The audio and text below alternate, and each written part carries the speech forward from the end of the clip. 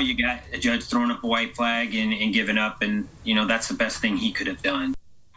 Well, the family of one of the 4 University of Idaho murder victims is upset the man accused of killing their daughter will no longer stand trial in Moscow. For months, the defense has argued a fair trial for Brian Kohberger could not be held in Latah County. Thanks for joining us. I'm Derek Dice. Kirsten O'Connor has the night off. Kohberger is accused of killing Kaylee Gonsalves, Madison Mogan, Xana Kernodle, and Ethan Chapin in late 2022. Since January, the defense has been trying to get the trial moved to Latah County, arguing the extensive news coverage of this case has tainted the jury pool. Judge John Judge approved their change of venue motion, writing the defense met the low standard of demonstrating a reasonable likelihood that prejudicial news coverage will compromise a fair trial in Latah County.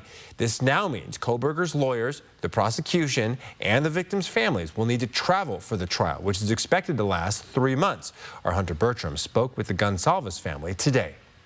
The parents of Kaylee Gonsalves say they are not surprised that the murder trial of their daughter and her 3 friends is being moved from the county where they were killed. Instead, they say they feel like justice keeps slipping away. It feels like justice is running from you, really. Steve and Christy Gonsalves had hoped this trial would stay in Latah County in Moscow, where their daughter was killed.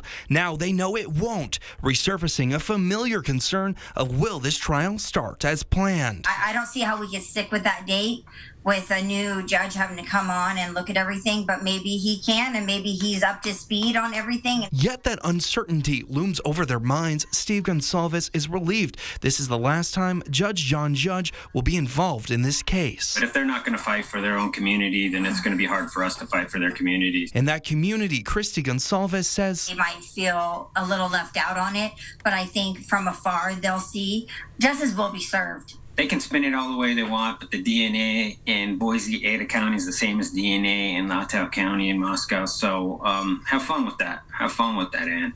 I also asked the family what they plan to do if the trial is moved to a county like Ada. Christy told me they'd ask the community for help as they would need to relocate for the expected 3-month-long trial. In studio, Hunter Bertram, 4 News Now.